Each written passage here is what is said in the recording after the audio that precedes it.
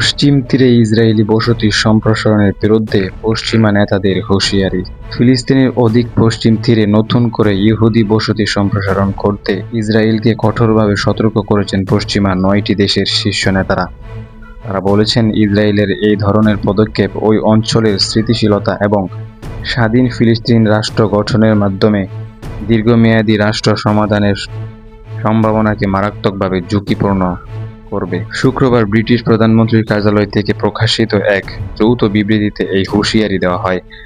যৌথ বিবৃতি দেওয়ার দেশগুলোর মধ্যে রয়েছেন যুক্তরাজ্য, France, Germany, Italy, Canada, Australia, New Zealand ও নরওয়ে এবং নেদারল্যান্ডস। বিবৃতিতে বিশ্ব নেতারা বলেন, পশ্চিম তীরের পরিস্থিতি বর্তমানে উল্লেখযোগ্যভাবে অবনতি হয়েছে এবং সেখানে ইসরায়েলি বসতি স্থাপনকারীদের সহিংসতা নজিরবিহীন পর্যায়ে বেড়েছে। তারা স্পষ্ট করে বলেছেন, আন্তর্জাতিক আইন অনুযায়ী পশ্চিম তীরে ইসরায়েলি বসতি স্থাপন সম্পূর্ণ অবৈধ।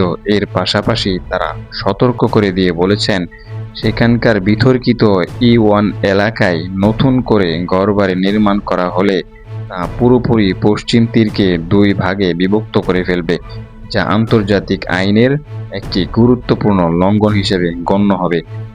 আইনি জটিলতা এবং প্রাতিষ্ঠানিক ভাবমূর্তি ক্ষুণ্ণ হওয়ায় ঝুঁকির কথা উল্লেখ করে পশ্চিমা নেতারা বিভিন্ন ব্যবসা প্রতিষ্ঠান ও সংস্কারকে E1 অঞ্চল কিংবা অন্য কোনো ইসরায়েলি বসতি উন্নয়ন প্রকল্পের নির্মাণ কাজের দরপত্রে অংশ না নেওয়ার জন্য জোরালো আহ্বান জানিয়েছেন। বিবৃতিতে নেতারা আলোচনার মাধ্যমে একটি টেকসই রাষ্ট্র সমাধানের প্রতি তাদের সমর্থন পুনর্ব্যক্ত করেছেন।